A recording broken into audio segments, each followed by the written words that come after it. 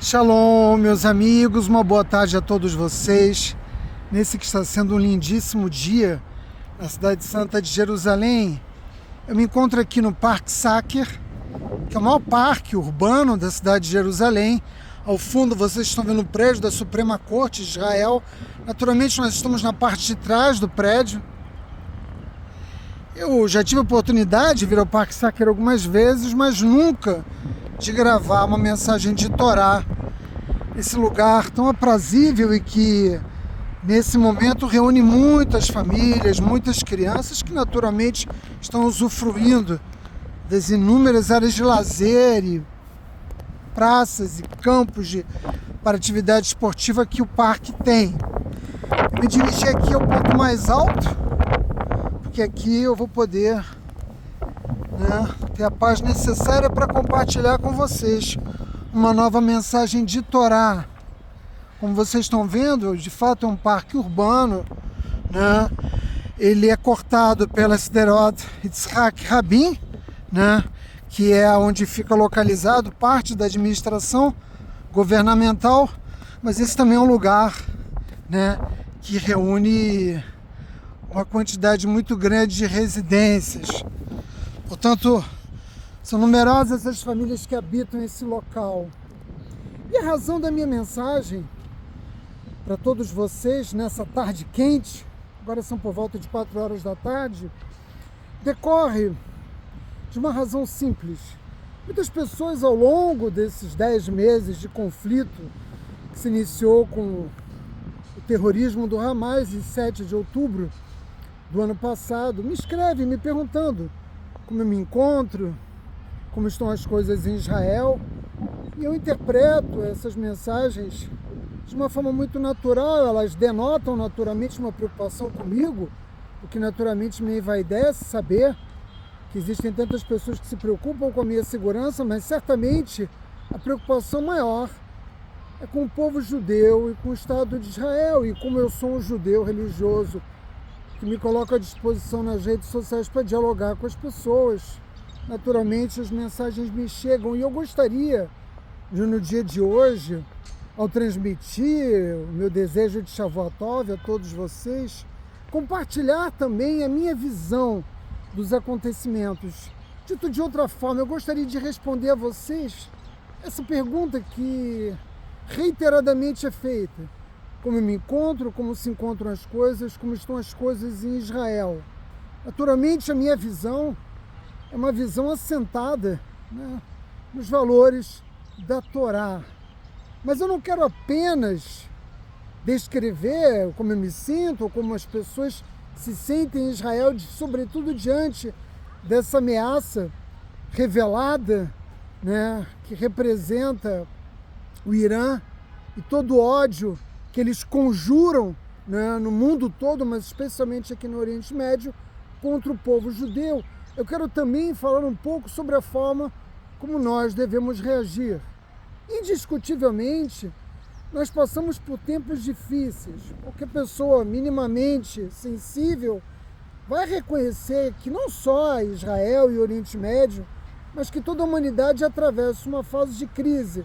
Uma crise que nós poderíamos estabelecer como marca inaugural a Covid, a Corona, e todas as consequências que nós ainda sentimos, em razão do que teve lugar durante 2 anos, em boa parte, ou praticamente em toda a humanidade. Portanto, de fato, nós vivemos um tempo de crise, mas esse tempo tem sido um tempo no qual a nossa emuná, a nossa fé, a nossa bitachon, a nossa confiança estão sendo, sobretudo, testadas. Nós temos reiteradamente dito isso a todos que nos ouvem. Boreolam dos céus tem nos enviado grandes e pequenos desafios individuais e coletivos. E isso nos oportuniza a chance de demonstrarmos ao Criador se nós estamos ou não com Ele. Portanto, bunkers, foguetes, alarmes, ansiedade, medo de alguns, os preparativos para a guerra, todos esses elementos que se constituem para muitos uma verdadeira tormenta existencial, devem ser estabelecidos, devem ser colocados nesses marcos, como uma oportunidade que a Hashem está nos dando para demonstrarmos a nossa fé. Meus amigos, como temos dito ao longo dos anos, Hashem governa os céus e a terra. Muitas pessoas não compreendem o significado mais profundo dessa ideia. Significa que nada acontece sem supervisão divina. Hashem criou toda a vida que existe no universo, ele governa todo o planeta. Mas é preciso que se diga algo que muitos aqui mesmo em Israel, vêm se esquecendo. Israel é a casa de Hashem. A morada física do Criador no mundo, né? O Lamazé é Israel. Hashem está em toda parte. E nós sabemos que ele tem muitas moradas, mas a sua morada física neste mundo é a terra de Israel. E é preciso compreender isso. Não por outra razão, nós que somos seus filhos, nós, os Bnei Israel, que somos filhos de Hashem, recebemos como presente essa terra, justamente a terra que constitui a morada física de Hashem. Nossos inimigos, ao longo de milhares de anos, seguiram esbravejando suas bravatas, suas mentiras, todo o seu ódio, de modo que nós poderíamos dizer a grosso modo, e também num sentido amplo, que eles todos não são mais do que amalequitas buscando esfriar, né, a força do povo judeu. Mas se é verdade que nós somos filhos de Hashem e que nós moramos na sua morada física, na sua casa que é Israel, o que acontece quando um filho é ameaçado? Você que me ouve do outro lado da câmera e que é pai, eu pergunto a você, o que você faria, né, para defender o seu filho na sua própria casa? Certamente você faria qualquer coisa. Você entregaria o bem mais valioso que você tem para defender os seus filhos. E é preciso lembrar isso, de que nós vivemos na casa de Hashem e que nós somos filhos de Hashem. E é Borei Olam que nos protege. Ora, se isso tudo é verdade, então por que temer? Por que nós deveríamos ter medo se nós temos consciência da nossa condição de filhos de Hashem, de que nós habitamos a casa do Criador? Se nós perdemos uma vida, e nós já perdemos muitas vidas, eu pergunto a cada um de vocês, que realização mais gloriosa pode haver do que entregar a sua vida em Kiddush Hashem para o Criador? Alguns de vocês podem achar que estou defendendo a ideia de martírio. De modo algum. Cada judeu quer viver.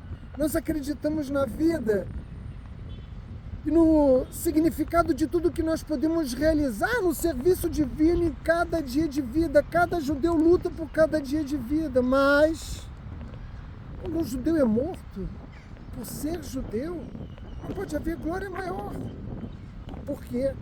Porque ele tem garantido, né, a proximidade da luz divina do Criador, ou seja, o retorno espiritual à sua fonte espiritual no Olam Abá. Para nós que seguimos aqui no mundo físico, naturalmente é muito difícil. A dor, o luto, o recomeço das famílias que agora carregam órfãos, né, que em muitos casos foram completamente dilaceradas, como aconteceu, né, no dia 7 de outubro. Mas nós, povo judeu, nós somos resilientes. Nós temos resistido a isso. Na verdade, esses fatos não são uma exceção, né, à regra dos acontecimentos da história do povo judeu. Nós estamos revivendo processos que fazem parte da nossa história. Mas é preciso dizer que o nosso olhar não deve estar direcionado às nossas perdas, mas aos milagres impressionantes que estão tendo lugar na terra de Israel agora mesmo. Há menos de 3 meses atrás, o que se passou foi um ataque inédito que nós sofremos numa manhã de Shabat de mais de 300 artefatos que foram enviados contra o Estado de Israel. Nós estamos falando de drones suicidas, nós estamos falando de mísseis de cruzeiro, nós estamos falando de mísseis balísticos, 300, nenhuma morte, né? Nenhum dano substantivo às propriedades, né, do nosso povo. Como isso deve ser considerado? Como nós devemos tratar esse fato, se não como um milagre? Na época da Guerra do Golfo, quando Saddam Hussein nos atacou com os escudos, ele conseguiu, né, nos impor a perda de uma vida. O Irã não conseguiu sequer repetir, com armas muito mais potentes, com uma capacidade militar muito superior, não conseguiu sequer repetir, né, os feitos, por assim dizer, né, de Saddam Hussein, que sua memória seja apagada. O que aconteceu naquele dia, no qual nós não perdemos nenhuma única vida, foi um imenso milagre. E a nossa geração, tão ávida por ser testemunha de milagres impressionantes, deixou passar batido, né? Muitas pessoas não refletiram adequadamente sobre o que teve lugar naquele dia. Por quê? Porque isso acontece, Átila? Porque o mundo está tomado de uma espécie de escuridão, e essa escuridão impede que as pessoas observem atentamente e compreendam mesmo as coisas mais óbvias que literalmente são jogadas no nosso colo. Meus amigos, há 83 dias, o presidente do Irã morreu num acidente de helicóptero. Não foi um ato do Mossad, como planejado pelo Mossad, como aconteceu agora com o assassinato de Ismail Haniyeh, o líder do Hamas, que é egípcio, vivia no Catar e morreu no Irã. É sempre bom lembrar isso. Não, né? Ele morreu por um acidente que até agora não foi claramente revelado. Eu vejo aqui as mãos de Hashem. Outros podem ver algo com base numa racionalidade, mas não. Eu vejo como um sinal claro. Um sinal claro aos iranianos, o que nos lembra muito a história do Êxodo, porque o faraó também foi alertado, né?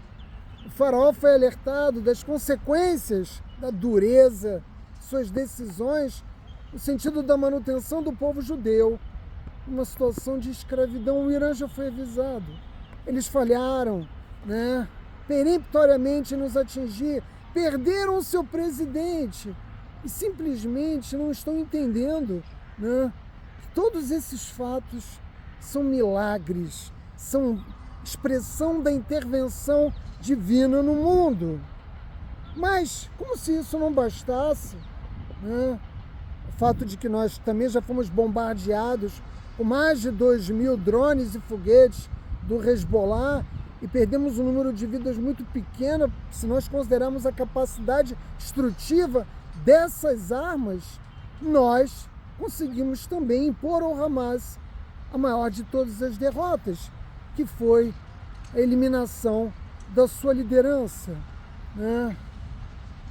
As forças de defesa de Israel, e aqui eu coloco como parte dessas forças a nossa inteligência, naturalmente o Mossad, o Shin Bet e todos os organismos que cuidam da segurança do povo judeu, foram como Pinhas que zelaram pela nossa nação, assim como Pinhas tirou a vida de Zimri, o nazi, né? O que seria o equivalente ao príncipe da tribo de Shimon, né? Que praticava um Hilul Hashem terrível, né? Contra o nome do Criador, né? Colocando o povo, a nossa nação, o nosso povo, numa posição terrível. Assim acabou de acontecer. E acontece quase que concomitantemente com a leitura da Paraxá, que nos fala justamente do momento que Pinhas pega a sua lança. 10 milagres aconteceram para que ele pudesse entrar na tenda de Zimri e matá-lo, assim como sua amante. Também foi um grande milagre que a operação que levou à morte de Ismael Haniyeh tenha acontecido. Nós estamos sendo, portanto, testemunhas de repetidos milagres, porque Hashem tem nos protegido, para falar em termos do Estado moderno de Israel, tem nos protegido de uma forma impressionante desde 1948, na nossa guerra de independência e em todos os outros conflitos militares em que nós tivemos que enfrentar inimigos sempre muito mais poderosos, né, do que as forças de defesa de Israel.